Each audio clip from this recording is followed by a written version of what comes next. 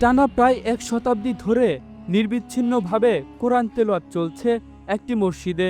নামাজের সময় ছাড়া দিনরাত ২৪ ঘন্টায় শোনা যায় পবিত্র কোরআনের সুরেলা ধ্বনি। وما للظالمين من أنصار إن تبدوا الصدقات فنعما هي وإن تخفوها وتؤتوها الفقراء فهو خير لكم ويكفر عنكم من سيئاتكم والله بما تعملون خبير। শুনতে অবাক লাগলেও এমনই এক ব্যতিক্রমী ইতিহাস গড়ে উঠেছে টাঙ্গাইলের ধনবাড়ী উপজেলার প্রায় ৭০০ বছরের পুরনো নবাব শাহী জামে মসজিদে। ঐতিহ্যবাহী ধনবাড়ী নবাব শাহী জামে মসজিদের পাশে নবাব বাহাদুর সৈয়দ নওয়াব আলী চৌধুরীর কবরের পাশে আজ থেকে ৯৮ বছর যাবৎ কোরআন তেলাওয়াত হচ্ছে। আমরা ৫ জন হাফেজ সাহেব এখানে কোরআন তেলাওয়াত করি। ২.৫ ঘন্টা দিনের ডিউটি, ২.৫ ঘন্টা রাত্রে ডিউটি। আমার ডিউটিটা হচ্ছে আপনার ১:৩০ থেকে নিয়ে ৪টা পর্যন্ত, আবার রাত্রে ১:৩০ থেকে নিয়ে ৪টা পর্যন্ত, এই ৫ ঘন্টা। তা আমাদের ৪ জনের ২০ ঘন্টা, একজনের ৪ ঘন্টা, এই হলো আপনার ২৪ ঘন্টা। ২৪ ঘন্টায় কোরআন তেলাওয়াত এখানে হচ্ছে।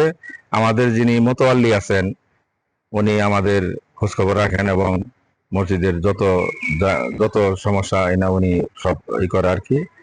আমাদের কোনো সমস্যা নেই, আমরা বেশ ভালো আছি ইনশাআল্লাহ। আমরা সবাই ওনার জন্য দোয়া করি।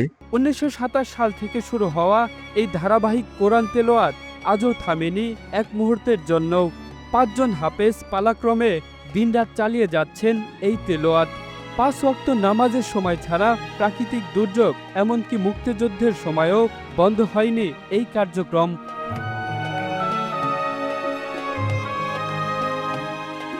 ইতিহাস ঘেঁটে জানা যায় ১৬ শতাব্দীতে তেলযুগ তুর্কি বংশের ইস্পিনজার খা ও মনোয়ার খা নামের ২ ভাই এক কক্ষ বিশিষ্ট মসজিদটি নির্মাণ করেন।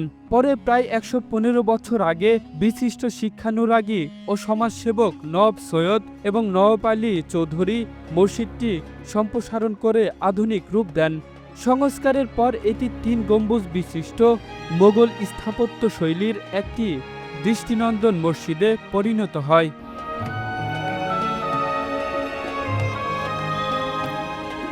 মসজিদের মেঝে ও দেয়াল জুড়ে রয়েছে কাচের টুকরো ও চীনামাটির তৈরি নকশাদার মোজাইক, মার্বেল পাথরের কারুকাজে সজ্জিত মেঝে এবং ফুলের নকশায় অলঙ্কৃত দেয়াল মসজিদের সৌন্দর্য আরও বাড়িয়ে তুলেছে। মসজিদটিতে রয়েছে মোট ৫টি প্রবেশপথ, ৯টি জানালা এবং ৩৪টি ছোট বড় গম্বুজ। এছাড়াও ৩০ ফুট উচ্চতার ১০টি মিনারের মাথায় বসানো হয়েছে তামার চাঁদ, যা মসজিদের সৌন্দর্যকে আরো বাড়িয়ে দিয়েছে।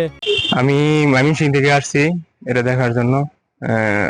মানুষের মুখে শুনলাম যে অনেক ভালো একটা জায়গা, দেখতে আসলাম। পাশে জমিদার বাড়ি, একটা মসজিদ, ভালোই আছে, মোটামুটি ভালোই। ব্রাহ্মণবাড়ি থেকে আসছি, এখানে মানত ছিল বাতাস মানসিক করছি, আসছি। এখানে এসে ভালোই লাগলো মসজিদ। তারপরে ২৪ ঘন্টা তেলাওয়াত করে, এখানে পুকুর আছে, যে কবর আছে। প্রায় ৯৮ বছর ধরে এখানে একটা মানে নিয়মিত কোরআন তেলাওয়াত হচ্ছে ২৪ ঘন্টা।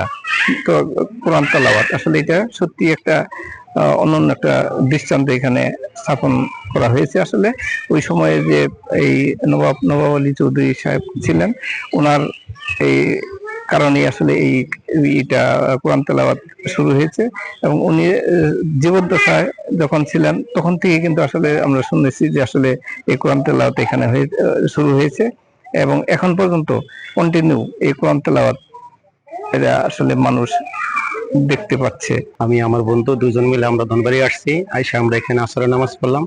এখানে আসলে ভালো লাগবে, প্রায় নামাজ পড়ি। মসজিদটা আমি ছোটকালেও আসছিলাম, একাধিকবার এখানে নামাজ পড়েছি। অনেক সময় আমি ঘাটাল থেকে এখানে আসি বেড়াবার জন্য। নবাব বাড়ি ভালো লাগে। নামাজের সময় ছাড়া এখানে কোরআন তেলাওয়াত এক মুহূর্তের জন্য বন্ধ হয় না।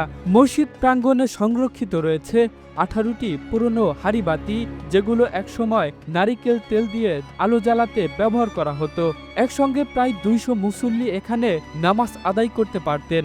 ধারণা করা হয় পীরের নির্দেশনায় কবরের আযাব থেকে মুক্তি পাওয়ার আশায় ১৯২৭ সালে নওয়াব সৈয়দ এবং নওয়াব আলী চৌধুরী এই মসজিদে সার্বক্ষণিক কোরআন তেলাওয়াতের ব্যবস্থা করেন। এই মসজিদের দায়িত্বে আছি আজ থেকে প্রায় 33 বছর আগে থেকে। এই মসজিদ এটা ঐতিহ্যবাহী, বাংলাদেশের মধ্যে একটা ঐতিহ্যবাহী মসজিদ, যে মসজিদ নির্মাণ করেছেন মরহুম নবাব বাহাদুর নওয়াব আলী চৌধুরী। উনি ব্রিটিশ পার্লামেন্টের সদস্য ছিলেন, মন্ত্রী ছিলেন, দুইটা বিষয়ের উপরে শিক্ষা ও বাণিজ্য মন্ত্রী ছিলেন। অবিভক্ত বাংলার একমাত্র মুসলিম মন্ত্রী ছিলেন ব্রিটিশের সময়। উনি ঢাকা ইউনিভার্সিটির অন্যতম প্রতিষ্ঠাতা, ঢাকা ইউনিভার্সিটি নির্মাণ করেছেন। আলহামদুলিল্লাহ, উনি আজ থেকে 1927 সালে উনি ইন্তেকাল করেন। 1927 সালে ওনার সমাধিস্থলে কোরআন শরীফ তেলাওয়াতের নিয়ম উনি দেখাই গিয়েছেন। ওনার জীবদ্দশায় 2 বছর তেলাওয়াত হয়েছে এবং ওনার মৃত্যুর পরে নন স্টপ কোরআন তেলাওয়াত চলছে। তাতে উনি 1929 সালে ইন্তেকাল করেছেন। 29 সাল থেকে নিয়ে 27 সাল থেকে নিয়ে অদ্যাবধি প্রায় 98 বছর রানিং এখানে নন স্টপ কোরআন শরীফ তেলাওয়াত চলছে 5 জন কোরআনের হাফেজের দ্বারা।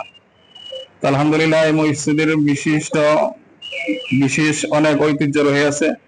এখানে দূর দূরান্ত হতে অনেক লোক আসে তাদের কবর জিয়ারত করার জন্য। এখানে তাদের বংশধর যারা আছে, নওয়াব বাহাদুর সাহেব, তারা আল্লাহর বিশিষ্ট ওলি। খাস করে মরহুম নওয়াব বাহাদুর সাহেবের দাদা, পরদাদা, এরা বিশিষ্ট আল্লাহর ওলি ছিলেন। তাদের কবর এখানে রয়েছে, সমাধি এখানে রয়েছে। সেখানে মানুষ কবর জিয়ারত করার জন্য আসেন। এবং এই মসজিদকে যদিও ছোটখাটো, কিন্তু দেখতে খুব কারুকার্য করা, আগ্রার তাজমহলের আদলে নির্মাণ করা হয়েছে। মানুষ দেখে মনোমুগ্ধকর হয়। দূর দূরান্ত থেকে, দেশান্তর থেকে, বহির্বিশ্ব থেকেও, চীন, জাপান থেকে, জার্মানি থেকে, বিভিন্ন বহির্বিশ্ব থেকে মানুষ আসে, দর্শনার্থী, তারা দেখে। এখানে অনেকেই মান্যত করে। যারা যে মান্যত করেছে আজ পর্যন্ত বিফলে যায় নাই, তাদের মান্যত প্রতিফলিত হয়েছে। 1929 সালে তার মৃত্যুর পর মসজিদের পাশেই তাকে সমাহিত করা হয়। তার মৃত্যুর প্রায় 1 শতাব্দী পরও অবিরাম ধ্বনিত হচ্ছে কোরআনের তেলাওয়াত, যা দেখতে প্রতিদিনই ভিড় করছেন দূর দূরান্ত থেকে আসা দর্শনার্থীরা। Kamrul Islam, Asian television.